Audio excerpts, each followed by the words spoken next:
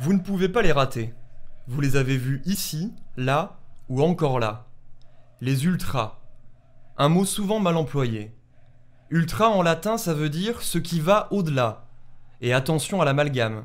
Pour beaucoup, l'ultra, c'est ce type au crâne rasé, d'extrême droite, qui n'a qu'un seul objectif, la bagarre. C'est faux. Alors au fait, qu'est-ce qu'un ultra ?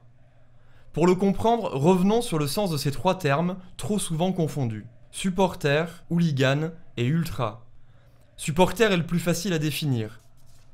Le supporter est un spectateur qui regarde le match en espérant la victoire de son équipe.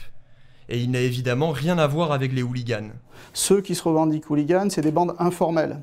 Ce pas des associations, c'est des bandes informelles qui cultivent un certain secret et qui sont centrées sur la recherche de la violence avec leurs homologues hooligans d'autres clubs ou avec la police. Et donc du coup, ils n'ont pas de discours sur le monde du football ou de volonté de discussion avec le club particulièrement. Et l'ultra alors, c'est quoi ? Les ultras se définissent comme les meilleurs supporters, ceux qui vont chanter le plus fort pour leur équipe le plus régulièrement, ceux qui vont faire les animations pour colorer le stade les plus belles, mais aussi ceux qui parfois peuvent avoir recours à la violence pour, comme ils disent, se faire respecter, entre guillemets, des supporters adverses. Petit rembobinage. Le mouvement ultra naît en Italie à la fin des années 60. En particulier dans les tribunes du Milan AC, où le premier groupe d'envergure apparaît. Son nom ? Fossa dei Leoni, la fosse aux lions. Ensuite, dans les années 80, le football italien est au sommet. Il domine l'Europe. Et le mouvement ultra fait tache d'huile. Il gagne Marseille en 1984. Les premiers ultras français sont nés avec le Commando Ultra. Suivent les Boulogne Boys à Paris, puis la Brigade Sud à Nice. Et bientôt, les tribunes de tout le pays. Aujourd'hui en France, il y a des dizaines d'associations, plusieurs milliers de membres et de sympathisants. C'est une minorité par rapport au nombre total de spectateurs, mais très bruyante. À la différence du simple supporter, l'ultra se veut acteur du match. Debout pendant toute la rencontre, il saute, provoque, insulte. L'ultra est un agitateur et il le revendique. Surtout, l'ultra chante à plein poumon son amour incandescent pour une équipe, une ville, une tribune, son territoire.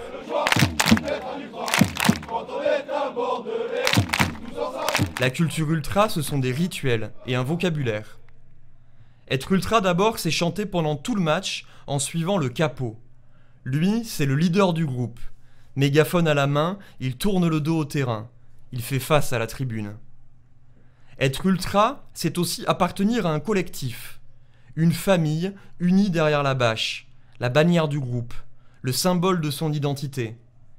Car les ultras sont généralement indépendants du club et s'autofinancent en vendant écharpes et autres produits dérivés. Être ultra, c'est aussi animer et colorer la tribune. Ils organisent des tifos, ces chorégraphies visuelles réalisées avec des drapeaux, des feuilles, des voiles et des fumigènes parfois, pourtant interdits dans les stades. Être ultra, c'est enfin se déplacer au match à l'extérieur, en bus généralement. Dans la ville rivale, ils arrivent en cortège et chantent leur passion loin de leur territoire. Il faut montrer sa force et son nombre.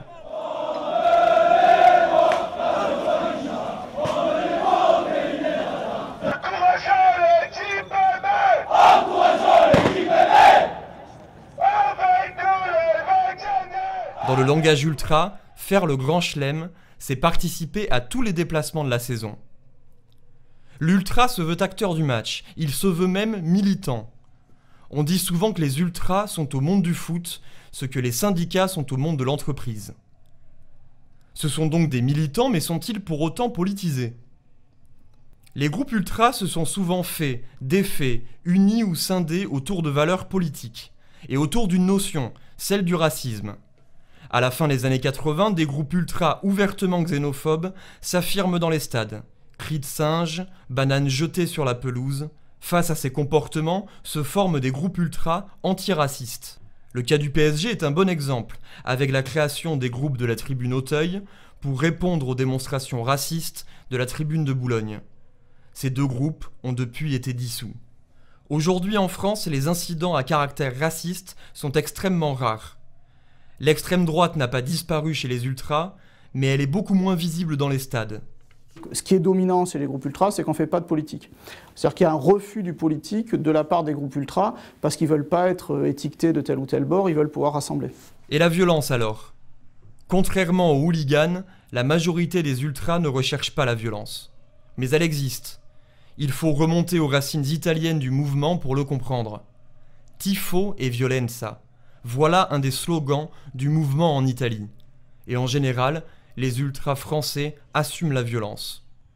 D'autres ultras reconnaissent aimer la bagarre. Ils estiment qu'elle fait partie du folklore. Mais aujourd'hui, la violence a presque disparu des stades. À la mi-saison, seuls 33 faits de violence ont été recensés en Ligue 1 et en Ligue 2, sur près de 4 millions de spectateurs au total.